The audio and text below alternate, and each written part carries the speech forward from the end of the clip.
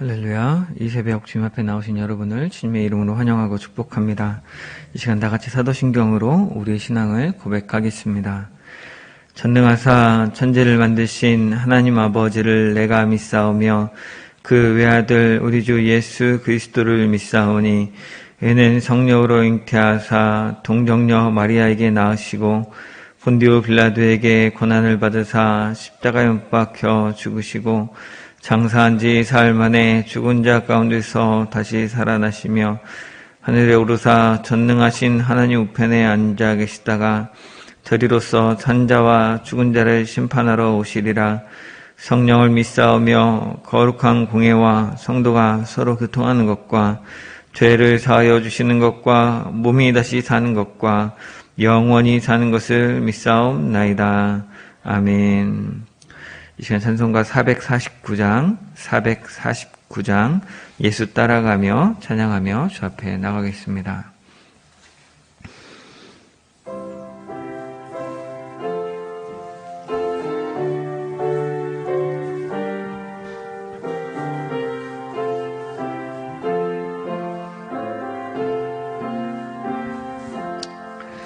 예수 따라가며 복음 순종하면 우리 행할 길 완하겠네. 주를 의지하며 순종하는 자를 주가 늘 함께 하시리라. 의지하고 순종하는 길은 예수 안에 즐겁고 복된 길이로다. 해를 당하거나 우리 고생할 때 주가 위로해 주시겠네. 의지하며 순종하는 자를 주가 안위해 주시리라. 의지하고 순종하는 길은 예수 안에 즐겁고 복된 길이로다. 남의 짐을 지고 슬픔 위로하면 주가 상급을 주시겠네. 주를 의지하며 순종하는 자를 항상 복 내려 주시리라.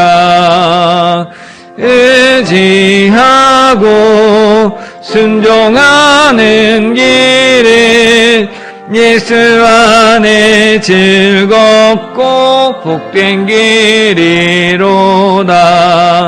우리 받은 것을 주께 다 드리며 우리 기쁨이 넘치겠네. 주를 의지하며 순종하는 자를 은혜 풍성케 하시리라.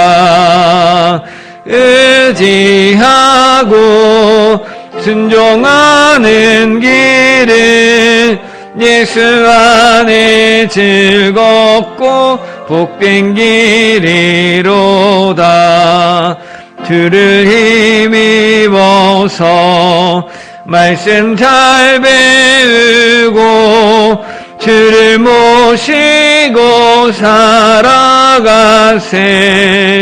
주를 의지하며 항상 순종하며 주가 사랑해 주시리라. 의지하고 순종하는 길은 예수 안에 즐겁고 복된 길이로다. 아멘. 사랑하는 주님, 이 시간 주님 앞에 나왔습니다. 이 새벽 주님 우리를 깨워주셨사오니 우리가 깨어 정신을 차리고 온전히 선한 말과 선한 일로 온전히 주님 안에서 굳게 세워지는 이 새벽 되게 하여 주옵소서. 주님 감사합니다. 예수님의 이름으로 기도드립니다. 아멘. 오늘 함께 나눌 말씀은 데살로니가 후서 2장 말씀입니다. 데살로니가 후서 2장 말씀 함께 읽겠습니다. 형제들아, 우리가 너희에게 구하는 것은 우리 주 예수 그리스도의 강림하심과 우리가 그 앞에 모임에 관하여 영으로나 또는 말로나 또는 우리에게서 받았다 하는 편지로나 주의 날이 이르렀다고 해서 쉽게 마음이 흔들리거나 두려워하거나 하지 말아야 한다는 것이라. 누가 어떻게 하여도 너희가 미혹되지 말라. 먼저 배교하는 일이 있고 저 불법의 사람 곧 멸망의 아들이 나타나기 전에는 그 날이 이르지 아니하리니 그는 대적하는 자라. 신이라고 불리는 모든 것과 숭배함을 받는 것에 대항하여 그 위에 자기를 높이고 하나님의 성전에 앉아 자기를 하나님이라고 내세우느니라. 내가 너희와 함께 있을 때에 이 일을 너희에게 말한 것을 기억하지 못하느냐. 너희는 지금 그로 하여금 그의 때에 나타나게 하려 하여 막는 것이 있는 것을 아나니 불법의 비밀이 이미 활동하였으나 지금은 그것을 막는 자가 있어 그 중에서 옮겨질 때까지 하리라. 그때 불법한 자가 나타나리니 주 예수께서 그 입의 기운으로 그를 죽이시고 강림하여 나타나심으로 패하시리라. 악한 자의 나타남은 사단의 활동을 따라 모든 능력과 표적과 거짓 기적과 불의의 모든 속임으로 멸망하는 자들에게 있으리니 이는 그들이 진리의 사랑을 받지 아니하여 구원함을 받지 못함이라. 이러므로 하나님이 미혹의 역사를 그들에게 보내사 거짓 것을 믿게 하심은 진리를 믿지 않고 불의를 좋아하는 모든 자들로 하여금 심판을 받게 하려 하심이라. 주께서 사랑하시는 형제들아, 우리가 항상 너희에 관하여 마땅히 하나님께 감사할 것은 하나님이 처음부터 너희를 택하사 성령의 거룩하게 하심과 진리를 믿음으로 구원을 받게 하심이니 이를 위하여 우리의 복음으로 너희를 부르사 우리 주 예수 그리스도의 영광을 얻게 하려 하심이니라. 그러므로 형제들아, 굳건하게 서서 말로나 우리의 편지로 가르침을 받은 전통을 지키라. 우리 주 예수 그리스도와 우리를 사랑하시고 영원한 위로와 좋은 소망을 은혜로 주신 하나님 우리 아버지께서 너희 마음을 위로하시고 모든 선한 일과 말에 굳건하게 하시기를 원하노라. 아멘. 오늘 함께 읽은 본문은 주님의 재림과 그리고 성도와 연합에 대해서 잘못 알고 있는 그 데살로니가 성도들에게 바울이 바른 믿음 안에 있도록 격려하는 내용입니다. 오늘 크게 두 부분으로 나눌 수 있는데 2장 1절부터 12절까지는 데살로니가 성도들이 주님의 재림에 대해서 잘못 알고 있으니까 그것 때문에 마음이 두려워하고 마음이 흔들리고 두려워하는 일들이 있었다라고 이야기합니다. 이거에 대해서 사도 바울이 이를 교정해 주려고 주의 날이 임하기 전에 있는 두 가지 징조를 두 가지 사건을 언급해 주면서 그 주님의 재림이 어떻게 이루어지고 그 앞에 어떤 일이 있는지를 자세히 가르쳐 줍니다. 그리고 13절부터 17절까지는 바울이 데살로니가 성도들에게 그들을 정말 사랑하는 마음으로 기도하고 하나님 앞에서 신자로 바르게 살도록 권면하는 내용입니다. 데살로니가 성도들은 바울이 복음을 전할 때 이렇게 많은 귀부인과 많은 헬라인들이 예수님을 믿었습니다. 그 복음을 듣고 복음의 반응을 보였죠. 근데 그에 대해서 질투를 느꼈던 유대인들이 그 불량배를 보내가지고 사도 바울 일행을 추적을 했습니다. 그래서 초신자였던 그곳의 첫 열매였던 이렇게 야손과 그 집안 사람들을 잡아다가 괴롭히기도 하고 고발도 하고 소동이 있었습니다. 바울은 그 박해를 벗어났지만 실제로 그 바울이 계속해서 염려하는 것은 그 데살로니가 성도들이 그 동일한 박해 가운데 있을까봐 염려를 했었습니다. 그래서 데살로니가 전서에서도 이거에 대해서 걱정하면서 급한 마음으로 디모데를 먼저 보내서 그 안위를 확인한 적도 있었고, 그들이 안전하게 잘 지내고 있다고, 그들도 사도 바울을 보고 싶어 한다고 이 말을 듣고 위로를 받았던 적도 있습니다. 그들이 당하는 환난이란 그 당시 괜찮다고 했지만 많은 학자들이 데살로니가 성도들이 그 환난 가운데 있었을 것이다. 그리고 그러다 보니까 바울에게서 들었던 이 재림 신앙이 실제적인 아주 신앙의 중요한 동기가 되었을 것이다 이야기합니다.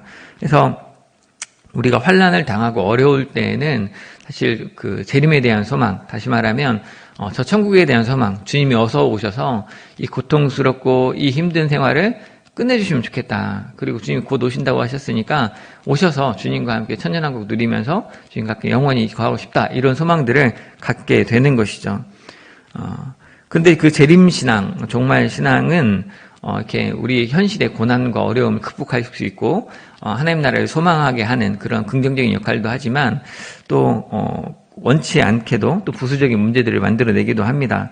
그래서 실제로 종말신앙이 언급될 때마다 수많은 이단들이 나오죠. 그래서 어떤 특정 시기를 지목하면서 그때가 임박했으니까 그게 맞춰서 살라라고 얘기하면서 우리의 일상이라고 하는 정상적인 삶을 살지 못하게 만들기 쉽습니다.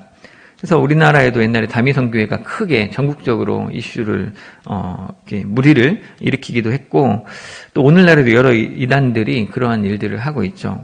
특히 오늘날에는 빼놓을 수 없는 그 신천지 역시 이만희가 자칭 보혜사, 자기가 그리스도다라고 이야기하는 방식으로 인해서 14만 4천에 들어와야만 말세의 그 종말 때에 마지막에 주님 재림하신 다음에 그 14만 4천 안에 들어가야 그들이 왕노릇하며 영원히 있을 수 있다. 이런 논리를 가지고 지금 현재 살고 있는 삶이 중요한 게 아니고 지금 보혜사가 여기 왔으니까 마지막 그 말씀대로 이루어졌으니까 이제는 지금 일상이 중요한 게 아니고 그 천국에 합당한 준비를 해야 된다라고 하면서 학교도 못 다니게 하고 또 가지고 있는 보험을 다 해지해서 헌금하게 하고 이런 방식으로 이렇게 정상적인 남편과 아내의 관계, 부모와 자녀와의 관계보다 더 중요한 게 있다 이러면서 삶을 망가뜨리고 있는 것이죠. 데살로니가 교회에도 재림신앙에 대한 관심이 높아지면서 유사한 문제들이 발생했습니다. 1절과 2절에 보면 바울은 데살로니가 성도들에게 말하기를 우리가 너희에게 구하는 것이 우리 주 예수 그리스도의 강림하심과 우리가 그 앞에 모임에 관하여 언급하는 그 영이나 또 말이나 편지들로 인해서 이미 주의 날이 이르렀다고 미혹되어서 마음이 흔들리거나 두려워하지 말라고 이렇게 이야기합니다. 이 내용은 우리 앞에서 다루었던 데살로니가전서 5장에서 다루었던 그 때와 시기에 관한 염려와 연관이 있는 내용인 거죠. 첫 번째 편지에서 이미 이 문제에서 다루면서 우리가 때와 시기에 대해서 우리가 알아야 될 것은 너희가 이미 초신자였지만 초신자였던 데살로니가 성도들도 이미 다 알고 있다라고 이야기를 했었습니다. 이게 무엇이었습니까? 주님이 오시는 그 날은 도적같이 임한다. 바꿔 말하면 그 때와 시기는 우리가 모른다. 알 수 없다. 예수님도 아버지께서 아시고 자기는 모른다라고 하셨으니까 우리가 그 때와 시기는 우리가 알 수 없다는 것이 우리가 바르게 알고 있는 유일한, 바르게 알고 있어야 될 유일한 때와 시기에 관한 지식이라는 것이었죠. 그러면서 그 대신에 바울은 오직 깨어서 낮에 속한 자들처럼 깨어서 정신을 차리고 사랑과 믿음과 소망을 가지고 선을 행하면서 오래 참음으로 악을 버리고 선을 행함으로 살아라라고 권면했었습니다.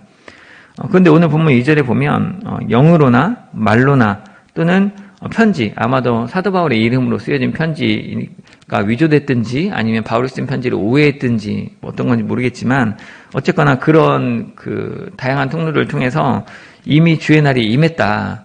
주님이 벌써 재림하셨다. 저기에 그리스도가 있다. 저기에 기적과 능력이 나타나는데 저기에는 하나님 역사가 있는데 이미 주의 날이 이른 거다라고 주장하는 말들이 있었다는 것이죠. 그래서 그 말을 듣고는 이 사람들 데살로니가 성도들이 그런가? 근데 왜 우리는 이렇게 여전히 힘든가? 이런 문제로 마음이 흔들리고 저 길을 가야 될까? 이렇게 두려워하는 마음들이 있었다는 것이죠. 바울은 이 문제를 바로 잡고자 합니다. 그래서 3절에서 이렇게 말하죠. 누가 어떻게 해도 미혹되지 말라. 누가 와서 무슨 말을 해도 뭐 전에 이 교회 몇 년 동안 다녔던 누가 와서 얘기하고 또 어떤 능력을 행하는 사람이 와서 말을 하더라도 미혹되지 말라라고 이야기합니다. 그리고 주님의 날이 있기 전에 있을 두 가지 중요한 사건을 짚어줍니다. 그것은 옛날에 예수님께서도 이미 제 아들을 통해서 말씀하셨던 내용인데, 먼저는 배교하는 일입니다. 먼저는 배교하는 일이 있고, 그 다음에는 불법의 사람, 그 멸망의 아들이 나타난다라고 이야기합니다. 여기서 말하는 배교는 하나님 믿는 신앙을 배반하는 거죠. 하나님 믿는 자들이 그 신앙을 잃어버리고 믿기를 중단하거나 다른 신을 섬기는 것을 의미합니다. 그리고 또 그 다음에 불법의 사람, 그 멸망의 사람이 나타난다는 얘기는 적 그리스도의 출현, 거짓 그리스도의 출현을 의미합니다. 용어에서 추측을 해보자면 불법의 사람이란 말은 율법을 어기는 이방 사람일 수도 있고, 아니면 그 당시에 로마법을 어기는 그 로마법 위에 군림하는 폭군일 수도 있는데, 그 멸망의 아들과 같은 의미라면 뭔가를 멸망시키는, 파괴하는, 망하게 하는 사람이 등장할 것이다 라고 추측해 볼 수 있습니다. 그리고 그의 특징에 대해서 사도 바울이 4절에서 말하는 바는 그는 대적하는 자다. 뭐에 대해 대적하냐면 신이라 불리는 모든 것과 숭배함을 받는 것에 대해서 대적한다. 그래서 하나님을 기본적으로 대적하는 걸 이야기하지만 하나님 이외에 다른 신들도 다 부정하고 내가 유일한 진짜 하나님이다. 자기를 자칭 하나님으로 자칭 그리스도로 얘기하면서 주장하는 일이 있겠다는 것이죠. 모든 이단들은 이런 행태를 가지고 있죠. 이 내용은 예수님 마가복음 13장 5절 6절에서 이야기하셨던 겁니다. 예수님께서 제자들에게 많은 사람이 내 이름으로 와서 내가 그라하여 많은 사람을 미혹할 것인데 너희가 사람의 미혹을 받지 않도록 주의하라 라고 하신 말씀과 같은 거죠. 또 그 같은 장 마가복음 13장 21, 22절에서 예수님 말씀하시기를 그리스도가 여기 있다 보라 저기 있다 하여도 믿지 말라.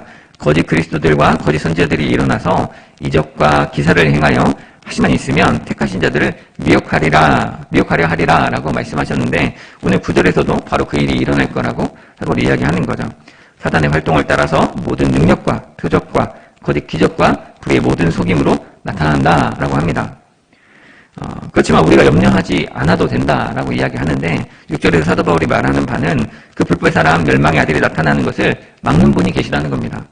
그리고 또 7절에 보면 이 불법의 비밀은 이미 활동을 시작하긴 했는데 그것을 주님이 막고 있다라고 이야기하고 있고, 또 주님이 언젠가 그 중에서 떠나실 때, 그 중에서 허락하실 때, 그러니까 하나님 막고 있는 그 일을 예수님이 중단하실 때 불법의 사람이 전면적으로 드러날 것인데, 8절에서 그 불법한 자가 나타난다고 하는데, 그 주님이 허락해줘서 그가 나와서 활동한다 하더라도 염려할 필요가 없습니다. 8절과 9절에 보면 주 예수께서 그 입의 기운으로 그를 죽이실 것이고, 또 주님의 강림하여 나타나심으로 그가 앉은 하나님의 성전에서 그가 폐함을 받을 것이기 때문입니다.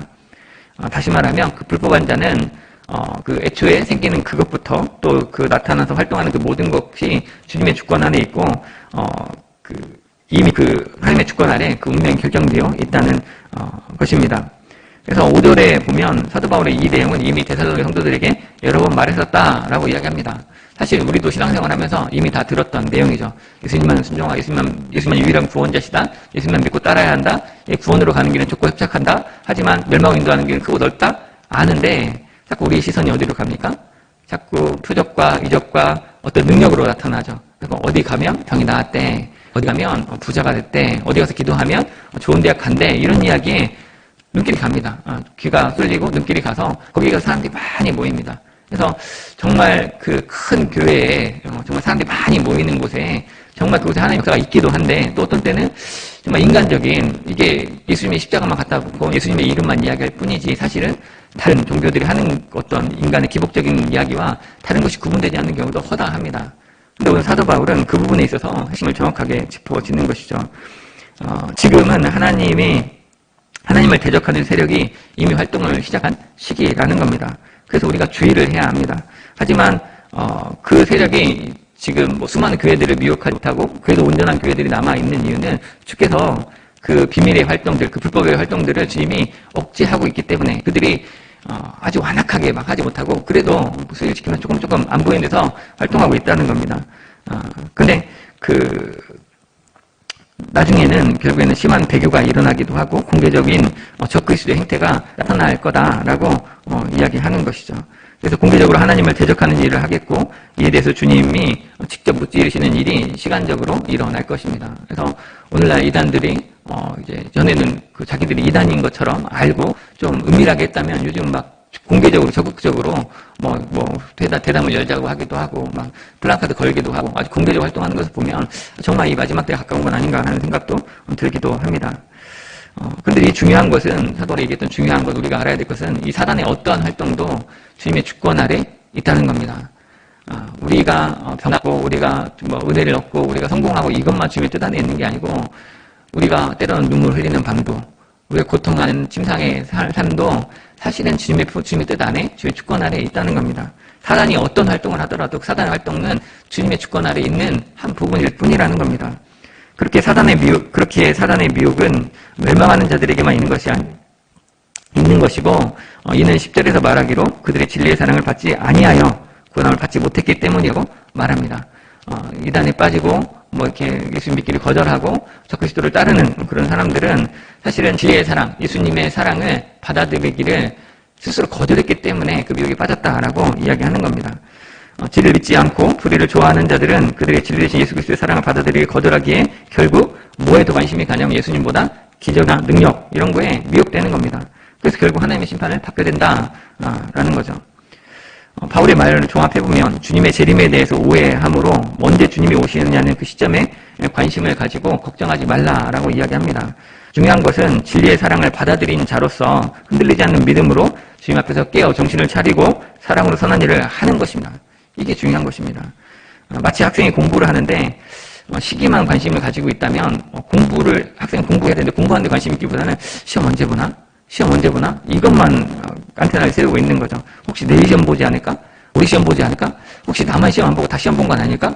이런 데만 관심을 가지고 있으면 학생으로서 시험을 아무리 잘 준비하려고 해도 시험 준비는 왕도가 없습니다. 공부하는 겁니다. 내가 해야 될 일이 무엇인지 공부인지를 알고 그걸 펴서 공부하는 것이죠.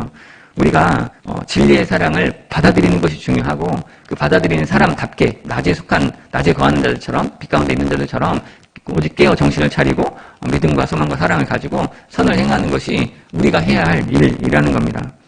이미 오셨다고 여기에는 이런 기적이 있는 게 그 증거다라고 사람들이 선동하고 미혹합니다. 근데 그런 자들에게 미혹되어서 마음이 흔들리고 두려워하는 것은 사도 바울이 지금 경계하는 것이죠. 우리가 진리 대신 예수님을 믿고 님의 사랑을 받아들이면 그것으로 충분합니다. 낮에 속한 자로 깨어 정신을 차리고 피차 구면하고 서로 덕을 세우고 화목하고 오래 참음으로 선을 행하고 악을 악으로 갚지 않고 오직 말씀, 예언과 영의 그 구별을 해서 말씀을 기준 삼아서 옳은 것은 순종하고 악은 그 모양이라도 버리는 삶을 살면 되는 겁니다. 깨어 정신을 차리고 공부한 학생은 언제 시험을 봐도 상관이 없습니다. 주님이 언제 오셔도 걱정할 것이 없고 주님 오실 때 두려워할 것도 없습니다.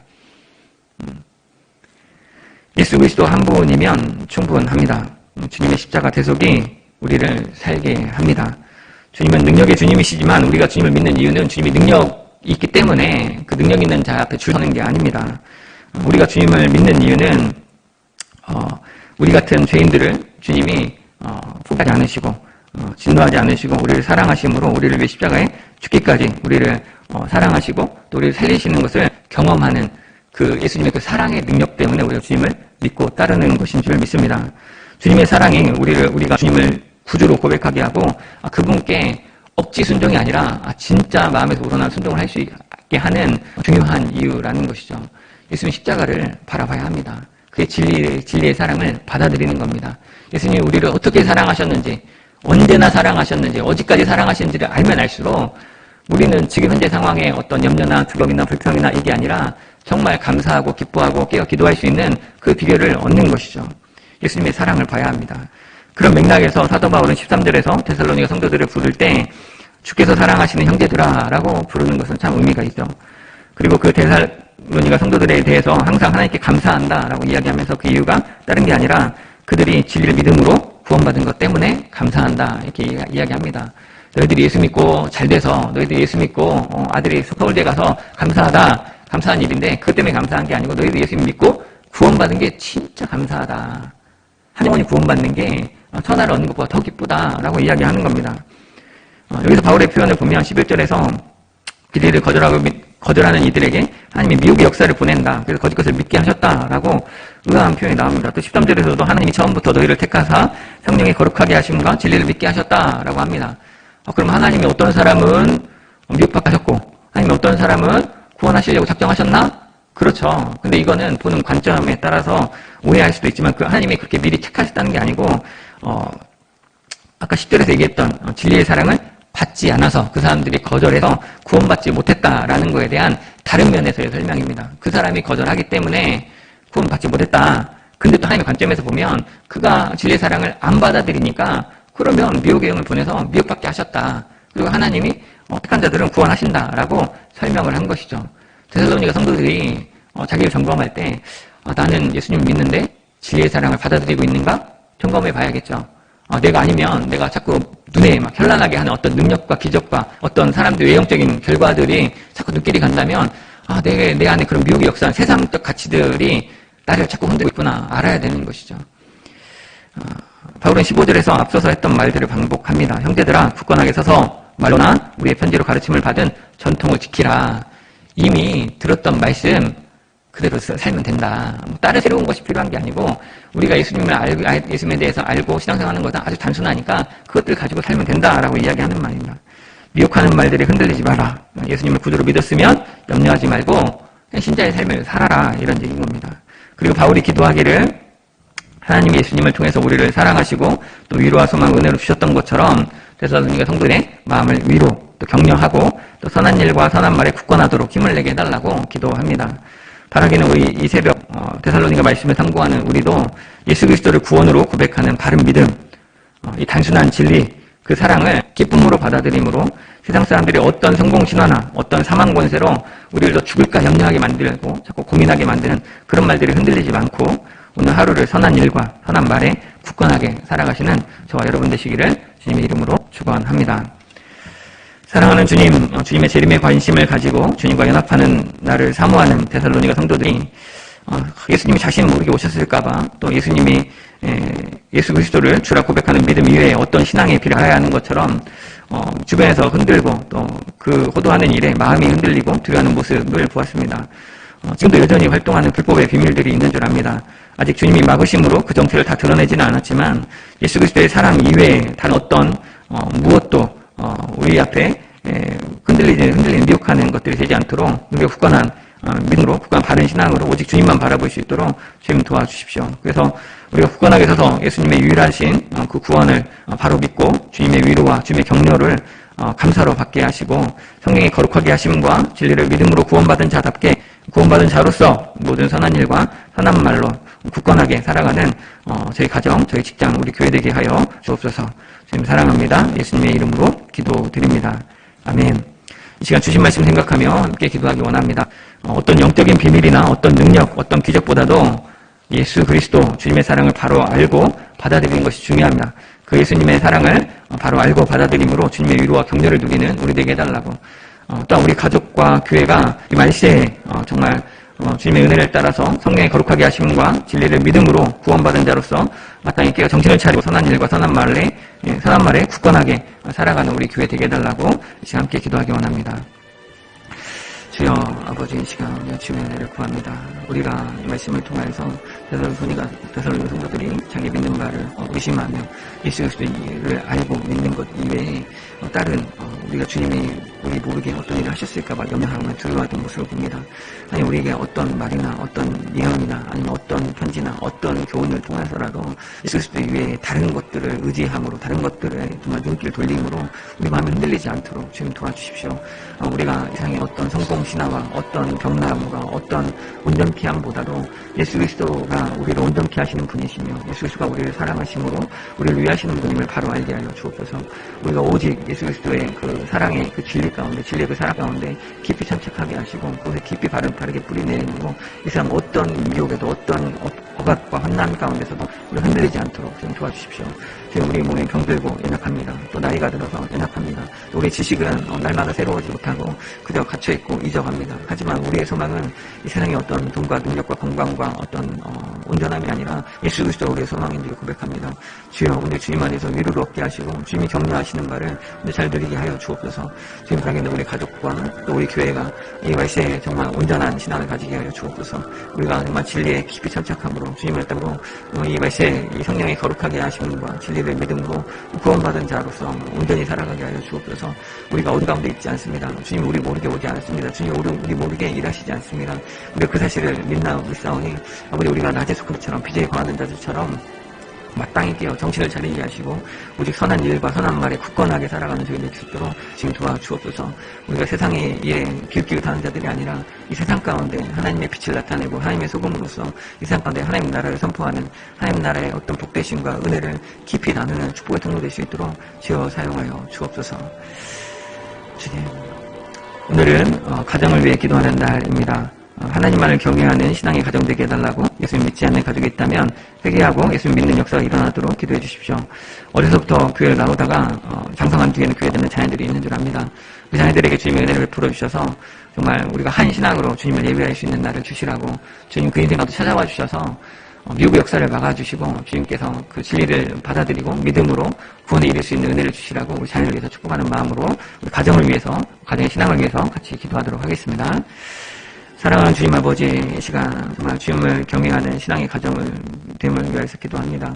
하나님, 주님이 원하시는 바 있어서 우리를 신앙을 갖게 하시고 주께로 부르시고 한 가정 되게 하셨는데, 우리 가운데 주님을 알고 믿고 따르는 귀한 자녀와 귀한 가정이 있지만 또 한편으로는 예수님을 알지만 예수님을 떠나서 이 교회를 떠나서 방황하는 일들도 있습니다.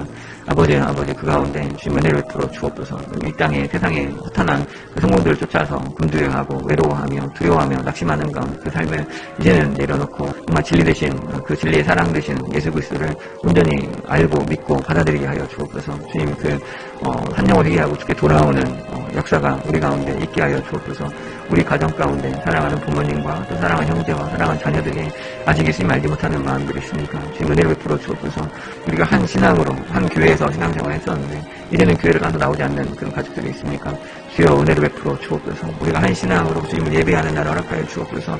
우리가 주님 말씀을 같이 상고하고 또한 그 은혜를 같이 나누며 우리 주님을 찬양하고 함께 기도하며 정말 하나님 나라의 귀한 동역자로 귀한 가족으로 살아갈 수 있도록 지금 도와주십시오. 우리의 연약함 가운데 우리의 육신의 연약함 때문에 또 경제적인 어려움 때문에 낙심하고 떠난 이들이 있다면 주님 이들을 불쌍히 여겨주셔서 그들을 선대하여 주시고 정말 지나갔던 탕자가 돌아올 때 잔치로 맞이하셨던 것처럼 그들이 주께 나올 수 있도록 주님 깨달음의 은혜를 주시고 그들 돌아올 때 주님 그들을 맞아주시고 그들을 우리가 잘 섬기는 교회 될 수 있도록 주여 도와주옵소서. 우리 가정이 믿음의 가정으로 믿음의 대를 이어갈 수 있도록 주님 도와주시고 온전히 말 주님이 우리를 깊이 사랑하심을 깊이 나누며 주님의 사랑 안에 더욱더 풍성한 그 사랑을 누리는 저희가 될 수 있도록 주여 도와주옵소서. 아버지, 이 시간 한 번 더 가정을 위해 기도하기 원합니다. 깨어지고 상처난 가정들이 많습니다. 주님 그 가정들을 회복하게 해달라고, 이혼과 가정폭력, 또 아동학대, 부부 간의 갈등들 많이 있습니다. 그것들로 인해서 아파하는 사람들에게 예수님만이 소망인 줄 압니다. 예수님을 깊이 바라봄으로 위로를 얻고 예수님을 바라봄으로 우리 삶 가운데 자기를 부인하고 주님을 따르는 삶, 정말 내 사랑하는 사람을 섬기는 삶 살게 해달라고 기도하기 원합니다. 그때 우리 또 가정을 위해서 구체적으로 기도할 때 우리 남편과 또 자녀와 부모에게 주님이 함께 해주셔서 가정의 실질적인 필요한 문제들 우리가 다른 곳에 가서 기웃거릴 수 없고 주님께 믿음으로 기도합니다. 주님이 그 필요한 문제들 해결해 주시라고, 재정적으로 경제적으로 또 진로에 있어서 결혼에 있어서 주님의 섭리 안에 온전함과 회복을 주시라고 주님께 같이 기도하고 각자 개인 기도 제목까지 기도하시고 돌아가시기 바랍니다. 주여 아버지, 이 시간 기도합니다. 깨어지고 상처난 가정들 주님 손에 올려드리는 우리 가정 잘 살고 싶은데 잘 살 수가 없습니다. 주님 참 옆에서 보기 안타깝고 아쉬운 마음들이 주님 이 수많은 가정들 가운데 그만 폭력입니다. 수많은 갈등입니다. 주님 주옵소서. 경제적인 문제로 또한 정말 진로의 문제로 경제를 주옵소서. 또한 진로의 문제로 결혼하지 못해서 많은 어려움들이 있습니다. 주님 아버지 이 가정들 지켜주옵소서. 이 가정들 지켜주옵소서. 하나님 나라의 하나님 처음에 태초에 만드신 것을 이 가정을 남자 부부가 남자 여자가 부모님이 주변하고 부모님이 하나님 이 가정 하나님의 주권하는 하나님의 가정을 만드신 가정을 정리하는 것을 잘 걸을 수 있도록 좀 도와주십시오. 이를 위해서 우리가 하나님을 경외하며 하나님께 나아가므로 우리 공부의 관계가 충실하게 하시고 하나님께 나아가므로 우리 자녀와 부모가 더욱더 하나님의 치유를 인하게 주옵소서. 우리가 서로를 사랑하고 섬기는 것은 나를 주장하고 그를 받아들임이 아니라 그 안에 계신 하나님의 역사를 신뢰하고 그 주와 그 주님께 순종함으로 내 나의 두성을 회개하고 정말 우리 가정 안에 역사하시는 주님의 이름으로 잘 듣고 잘 보고 또 정말 함께하는 함께 수고하는 섬기는 자들이 그런 것입니다. 아버지 오늘 역사주셔서 우리가 사랑하는 가정 잘 섬기라고 주옵소서. 남편은 아내를 사랑하게 하시고 아내는 남편을 믿음으로 사랑하고 응원하게 하는 주옵소서.